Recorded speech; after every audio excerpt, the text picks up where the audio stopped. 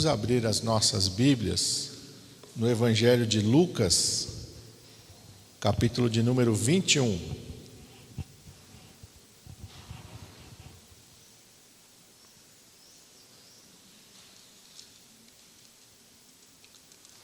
Evangelho de Lucas, capítulo 21.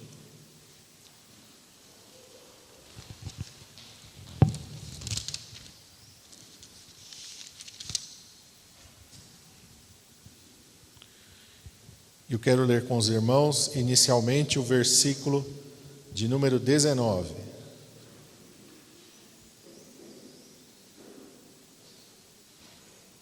O Senhor Jesus que está falando.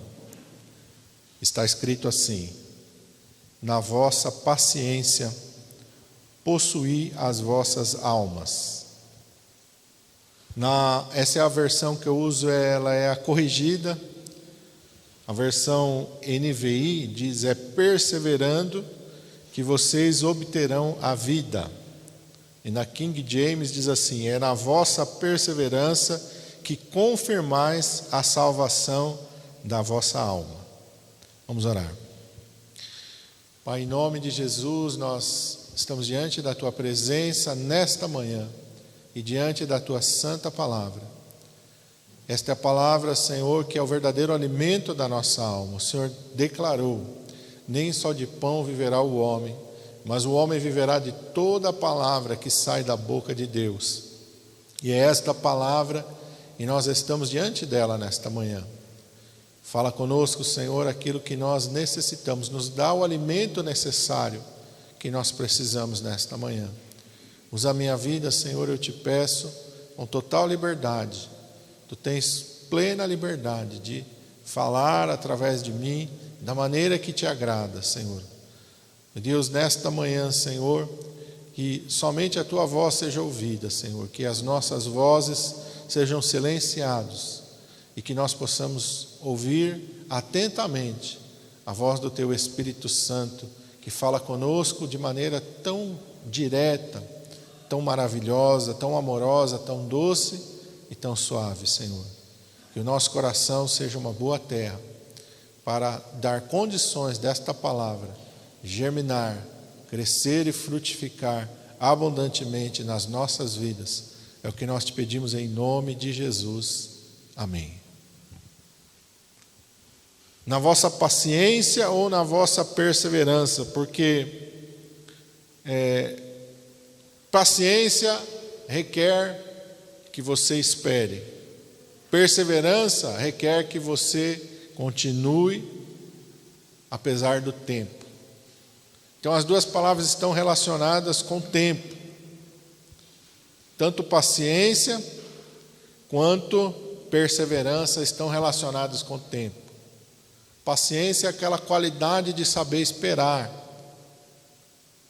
A gente associa também assim a não se irar, mas ela também quer dizer saber esperar.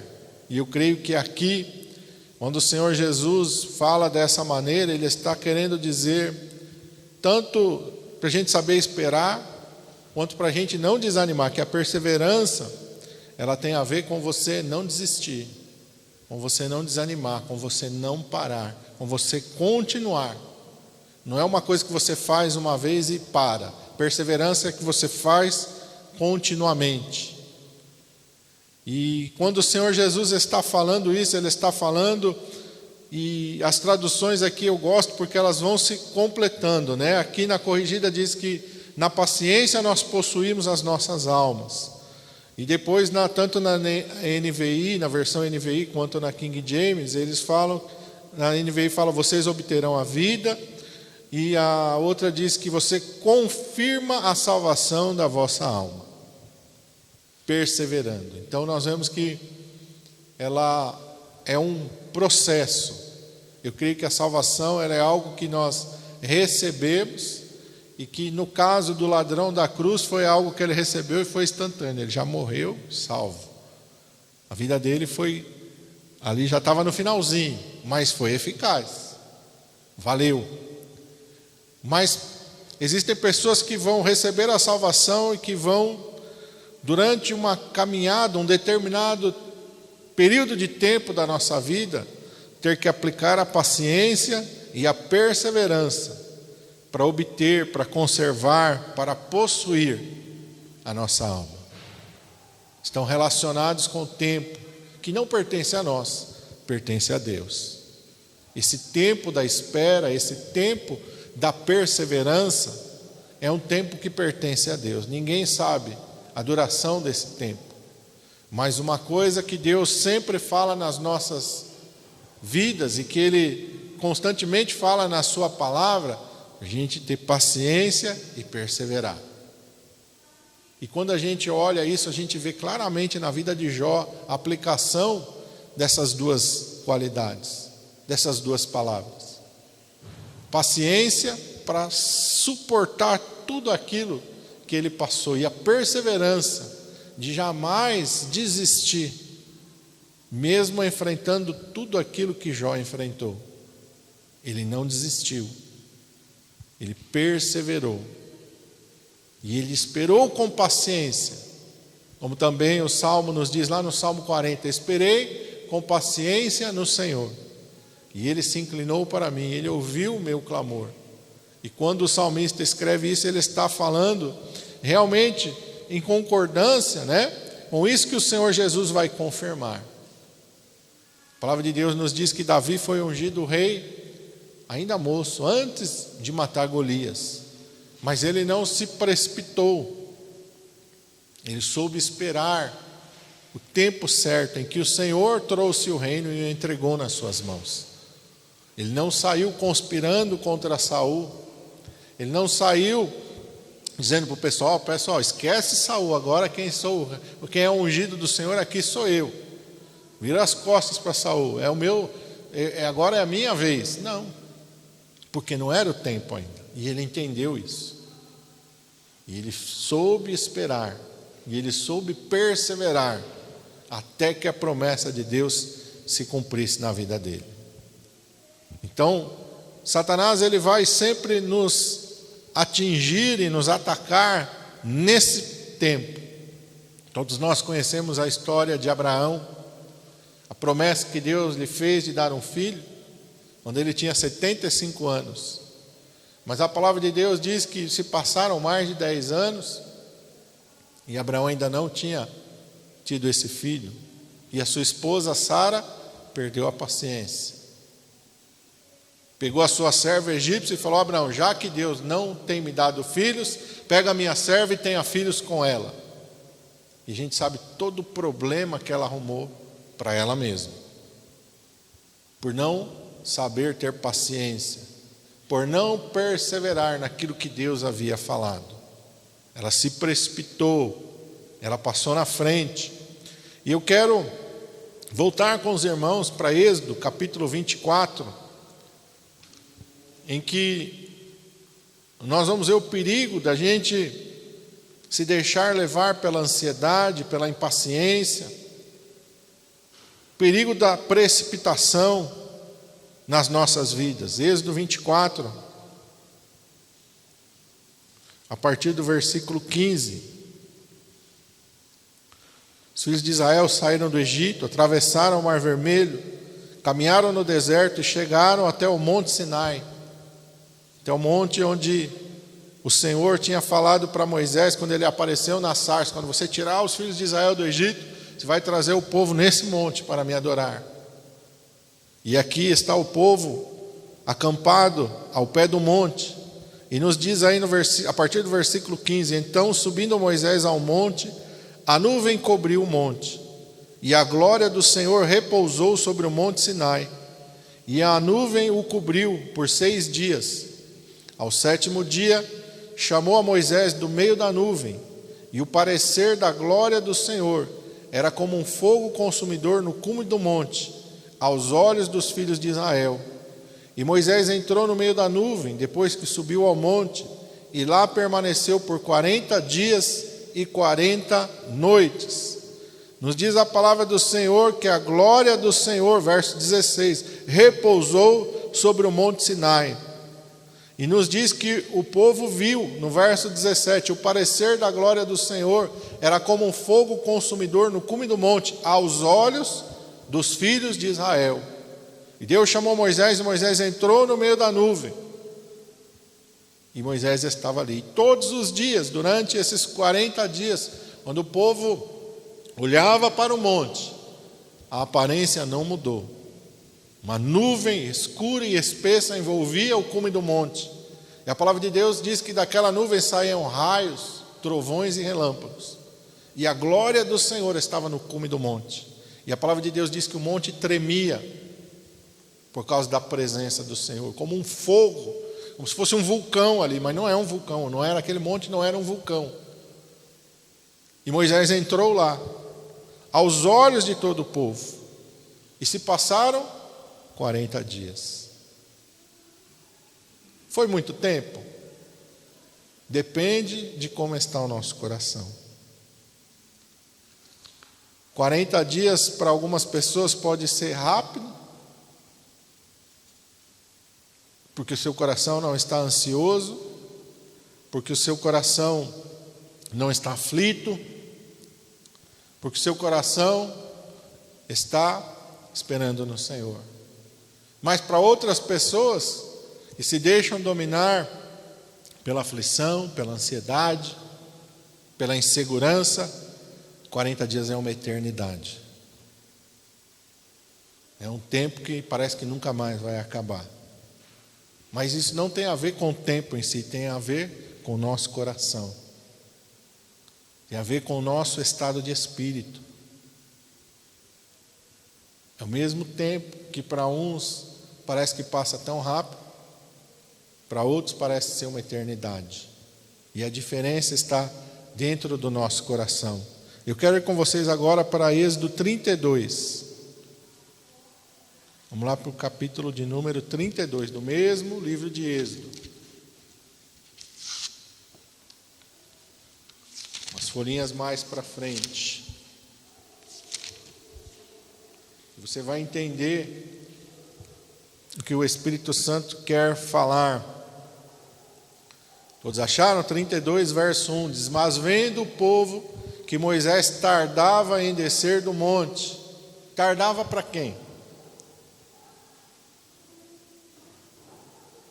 Tardava para quem estava ansioso, para quem estava aflito.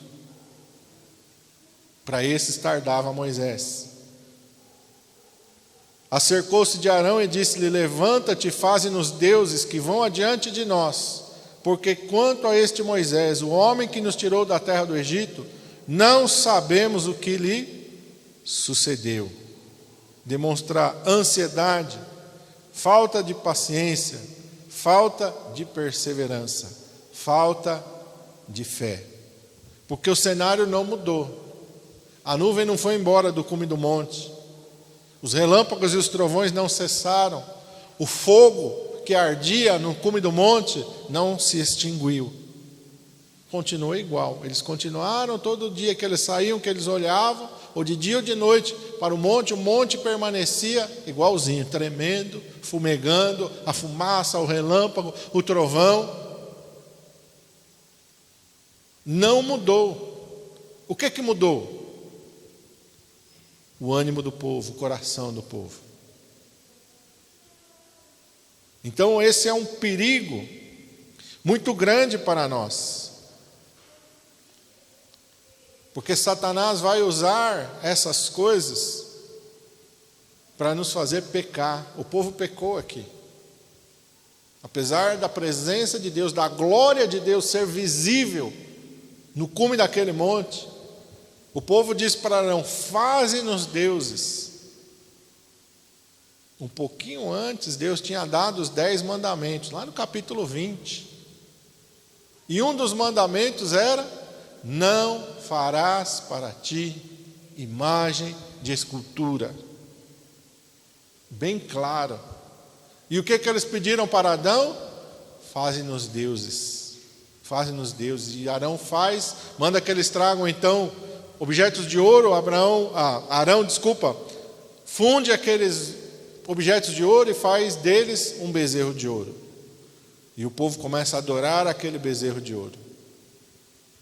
Pouco tempo se passou entre a palavra do Senhor e eles estarem fazendo exatamente aquilo que Deus falou que eles não deveriam fazer. Não deveriam fazer, não deveriam adorar, não deveriam se prostrar diante dele. Eles fizeram tudo isso. Fizeram, adoraram, se prostraram diante daquela imagem. Por quê? Porque Deus mudou? Porque Deus deixou de agir? Porque Deus se silenciou? Não. Por causa que eles deixaram a ansiedade tomar conta do coração, a impaciência. E quantas vezes nós somos tomados pela impaciência, pela falta de perseverança. A gente começa a fazer alguma coisa e para no meio do caminho. A gente faz um voto com Deus, uma aliança com Deus, um compromisso com Deus. Senhor, eu vou fazer isso. E a gente faz algumas vezes e para. Ou quando Deus fala para nós que Ele vai fazer alguma coisa e a gente não tem paciência para esperar até que o tempo dele chegue. A gente quer no nosso tempo. Eu até brinco e falo, tem pessoa que quer que Deus use o Sedex 10, né? É amanhã até as 10 da manhã. Se não for amanhã até as 10 da manhã, então não precisa, né? Igual o Sedex, não precisa. Não é assim que Deus trabalha. Deus tem um tempo, e esse tempo nós não conhecemos e nós não entendemos o trabalhar de Deus. Quem somos nós para querer entender o trabalhar de Deus? Ele fala no livro do profeta Isaías: os meus pensamentos são mais altos do que os vossos pensamentos. Os meus caminhos são mais altos do que os vossos. E eu gosto do livro de Jó, porque o livro de Jó, ele nos mostra claramente isso. É Jó o livro inteiro, ele tentando, quer que Deus a todo custo lhe dê uma explicação do que está acontecendo na vida dele. Porque ele está passando por todo aquele sofrimento e ele não entende o porquê. Porque na cabeça de Jó, o sofrimento só vem sobre a vida daquele que é infiel. Não deveria vir sobre a vida daquele que é fiel. E Jó passa o livro inteiro questionando: por quê, Senhor? Por quê? Ele quer uma explicação. Ele quer uma justificativa de Deus para ele. Por que o Senhor permite tudo isso?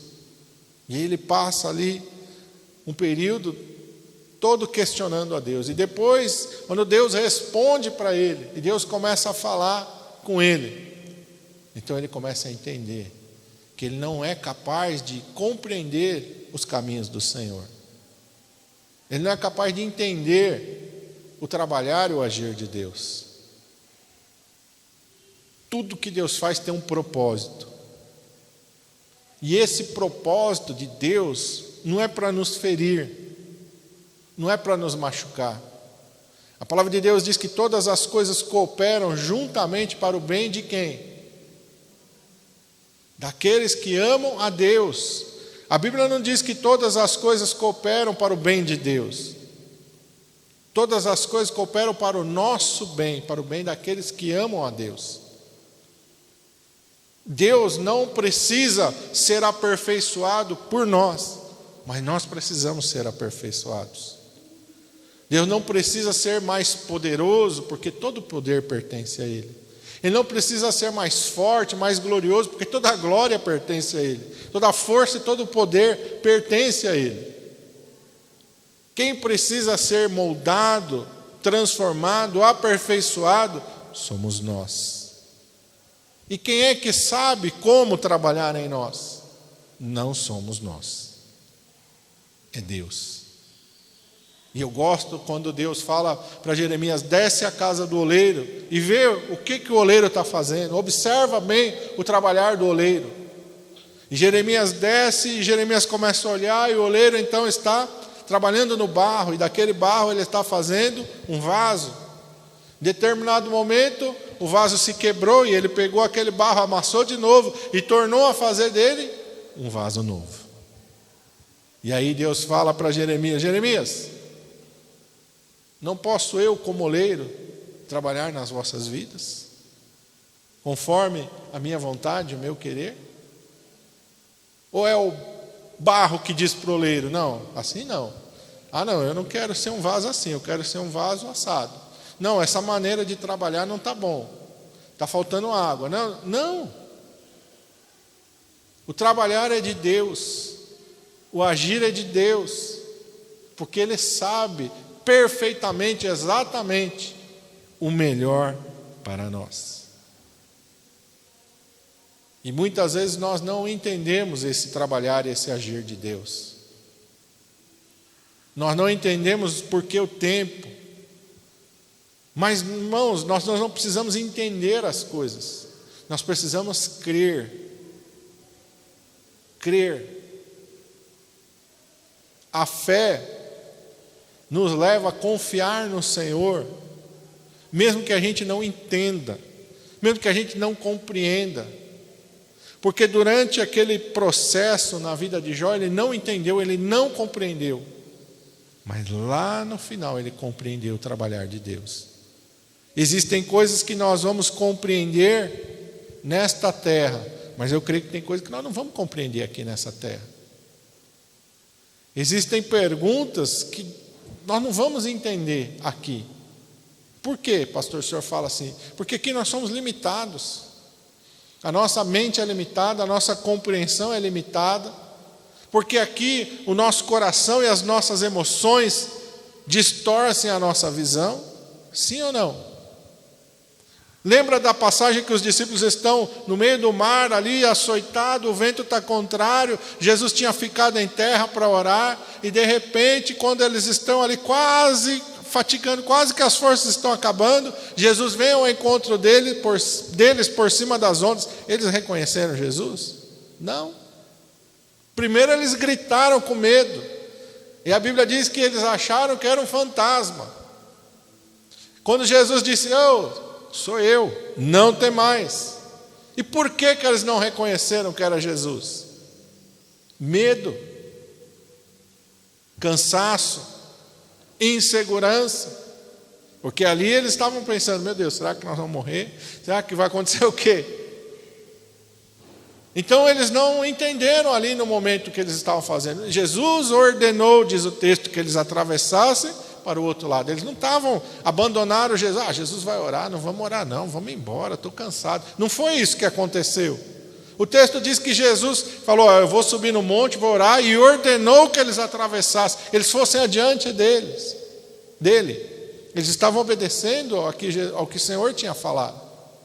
Então nós precisamos entender que o cumprir a vontade de Deus, o fazer a vontade de Deus, não nos isenta de enfrentar problemas, tribulações. Jesus falou: no mundo tereis aflições. Tem de bom ânimo, que era exatamente o que os discípulos estavam fazendo. Eles poderiam ter desistido e vamos voltar, não, tá difícil, nós não vamos conseguir, vamos voltar. O vento era contrário, então significa que atravessar era difícil, mas voltar era fácil. O vento iria ajudar eles a voltar para trás. Mas porque Jesus disse e ordenou que eles fossem, eles estavam indo, lutando contra o vento contrário, lutando contra as ondas, porque o vento faz o quê? Levanta a onda, e a onda vem contra. Mas eles estavam lutando contra o vento, contra as ondas, por quê? Porque Jesus falou, perseverando, com paciência.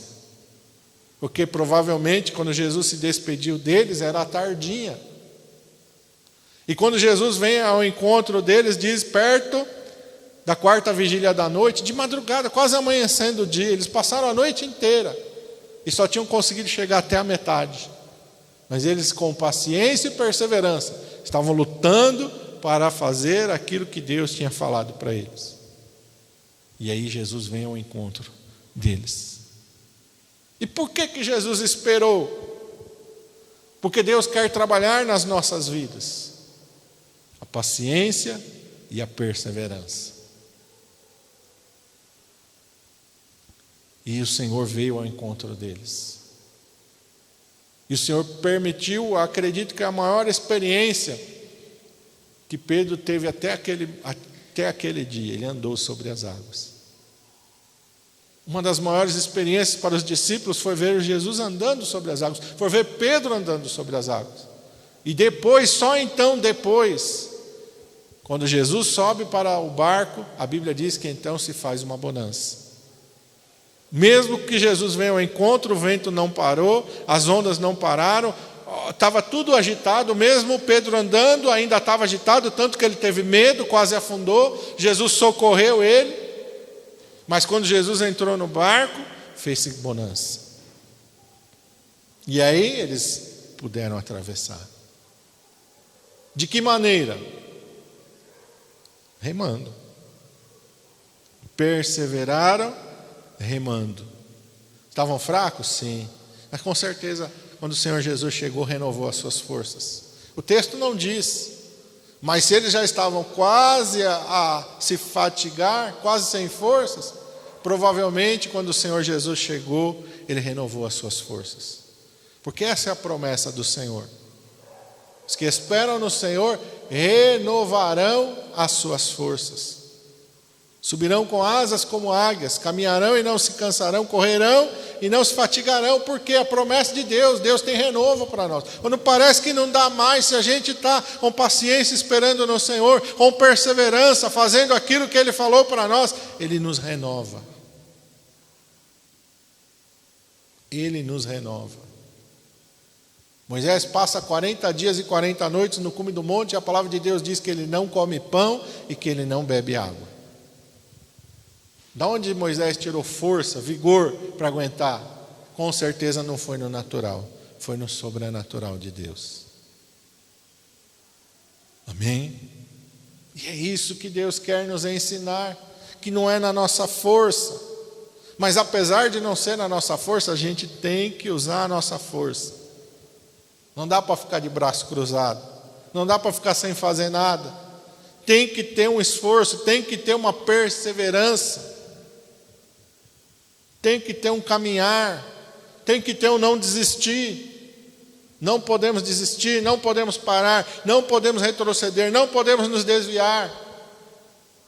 Lembra do que Deus falou para Josué: ser forte e corajoso para fazer tudo quanto eu tenho te falado. A força é para você perseverar fazendo aquilo que Deus mandou você fazer. Ah, pastor, mas eu estou cansado. Mas Deus vai te renovar. Se você fizer, se você parar, Deus não vai mandar renovo. Para que Deus vai mandar renovo para alguém que está parado? Para alguém que não vai usar o renovo. O renovo vem para aquele que está ali quase desfalecendo, e aí ele vai mais adiante. Lembra de Elias? Quando Elias está fugindo de Jezabel, ele está indo para esse monte aqui, o Monte Horebe. E a palavra de Deus diz que ele, cansado, ele se deitou e dormiu. E de repente, o que aconteceu? Deus mandou um anjo, o anjo foi lá, acordou ele, Elias. E aí ele olhou, tinha comida para ele, o anjo falou: come. Ele comeu e fez o quê? Foi dormir de novo. Aí o anjo acordou ele de novo: Elias, levanta e caminha. E a Bíblia diz que com a força daquela comida ele caminhou 40 dias e 40 noites até chegar nesse monte. A provisão de Deus não era para que ele ficasse dormindo. A provisão de Deus é porque Deus sabia que ele não ia ter condições físicas de chegar até lá. Então Deus veio e lhe deu provisão, ele deu comida, ele fortaleceu para que ele pudesse chegar até a presença de Deus. Não era para ele voltar, e não era para ele desistir, era para ele continuar, porque Deus ali iria falar com ele, como que Deus falou com ele lá no monte. Aí sim, quando ele está lá no monte, Deus fala para ele: vai e volta. O que fazes aqui? Vai desistir do teu chamado? Vai desistir do teu ministério? Quero morrer. Ele se enfiou na caverna e falou: quero morrer. Deus falou: não, não é assim, meu amigo, ainda não chegou o tempo, não chegou a hora. Levanta, volta. Você ainda vai ungir Eliseu, profeta, no teu lugar. E Deus deu uma lista de coisas que ele iria fazer ainda. Você ainda vai fazer tudo isso. E aí Elias fez o quê? Obedeceu, voltou. E no determinado momento, no tempo exato de Deus, Deus o tomou. No tempo exato, no tempo certo. Até mesmo permitiu que Eliseu estivesse ali e visse o que aconteceu. Não para que Eliseu registrasse o que aconteceu, porque Eliseu tinha feito um pedido: eu quero porção dobrada do Espírito que está sobre você. E aí Elias pôs a condição: olha, se você me vir quando o Senhor me levar, então você vai receber a porção dobrada. Então Deus até isso permitiu, que um não tivesse apartado do outro, porque Deus queria usar grandemente o profeta Eliseu como usou. Você vai, mas o seu sucessor, porque Deus tinha falado para ele lá no monte: você vai ungir Eliseu, filho de Safate, profeta, seu sucessor. Você vai, eu vou te levar, mas a obra não vai parar, o ministério não vai acabar não. Vai ter um sucessor, vai ter alguém que vai continuar. E assim Deus fez, no tempo de Deus, na hora de Deus. E Elias estava fazendo aquilo que Deus queria que ele fizesse. Então, o que o Senhor quer nos mostrar aqui, e eu quero voltar com vocês lá para Mateus 24. Nós estamos no Velho Testamento, vamos para o Novo. Mateus 24.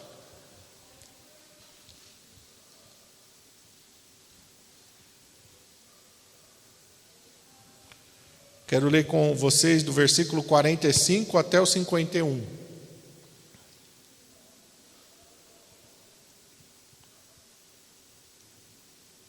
O Senhor Jesus fala assim: quem é, pois, o servo fiel e prudente, que o seu Senhor constituiu sobre a sua casa, para dar o sustento a seu tempo? Bem-aventurado aquele servo que o seu Senhor, quando vier, achar servindo assim. Em verdade vos digo que o porá sobre todos os seus bens.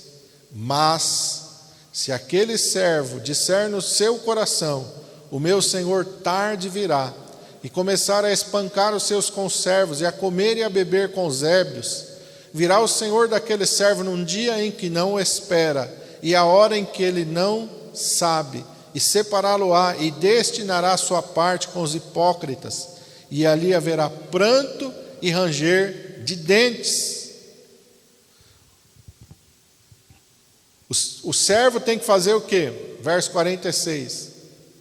Estar trabalhando, estar servindo, em atividade. Mas se o servo pensar no seu coração: meu Senhor tarde virá, no final do 47, 49, começar a fazer tudo aquilo que não era para fazer. Foi o que os filhos de Israel fizeram.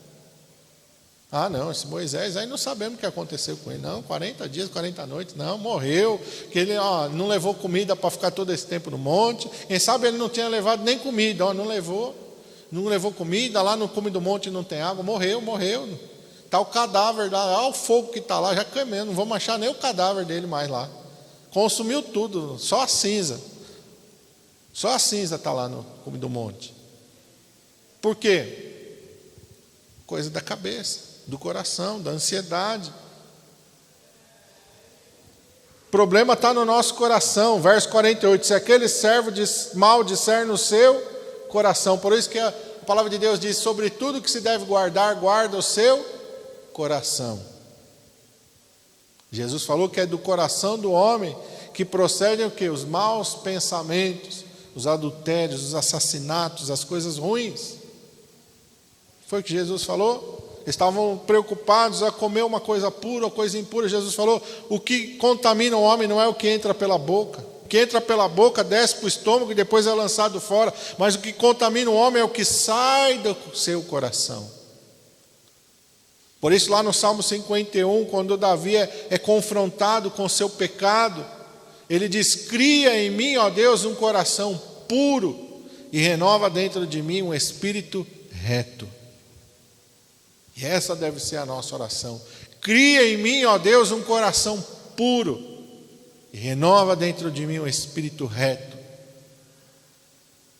Dá paciência, me dá perseverança, me ensina, Senhor, a não desistir, a não desanimar, a não retroceder, a não parar, a estar, Senhor amado, como diz aqui a tua palavra: bem-aventurado aquele servo a quem o seu Senhor, quando vier, o achar servindo. Servindo é atividade.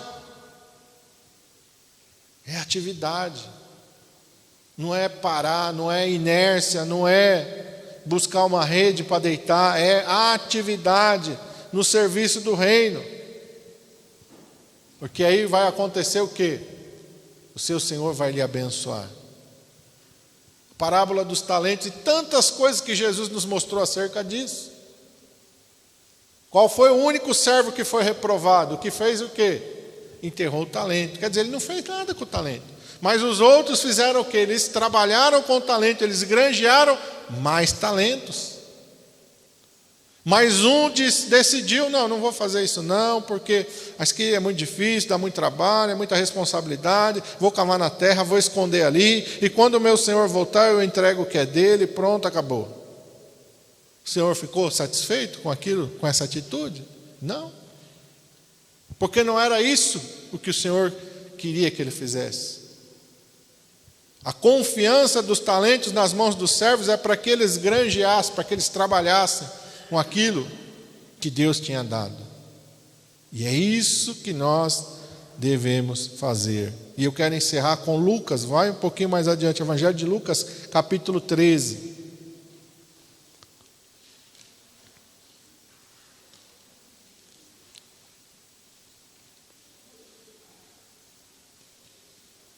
E o versículo 24 eu quero ler com os irmãos.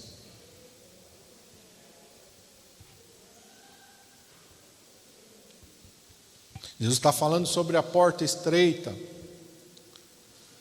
E ele começa assim: porfiai por entrar pela porta estreita, porque eu vos digo que muitos procurarão entrar e não poderão. A versão NVI, a King James, diz: esforcem-se por entrar pela porta estreita.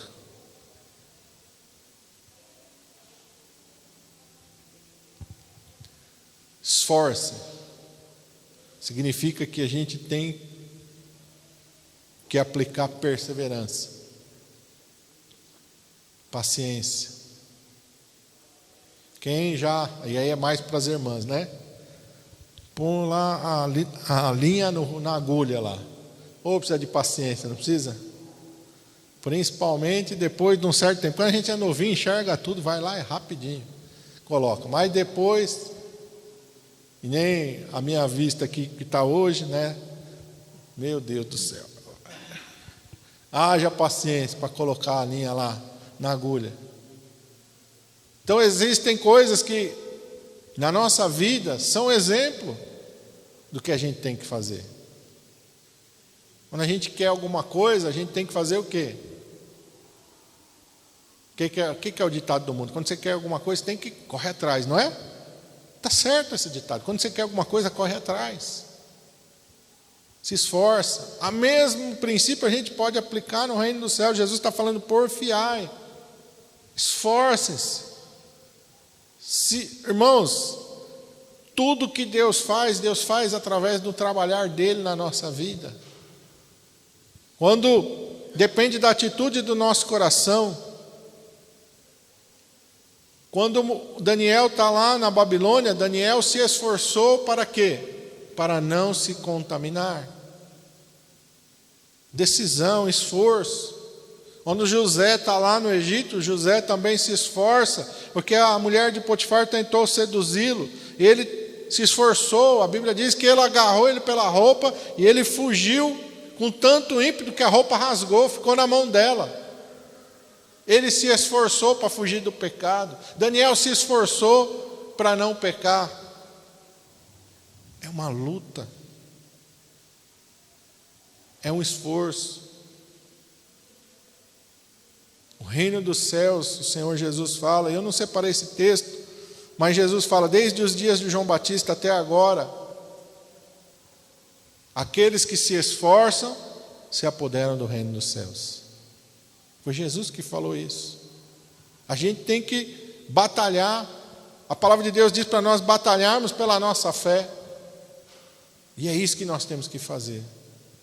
Com paciência e perseverança.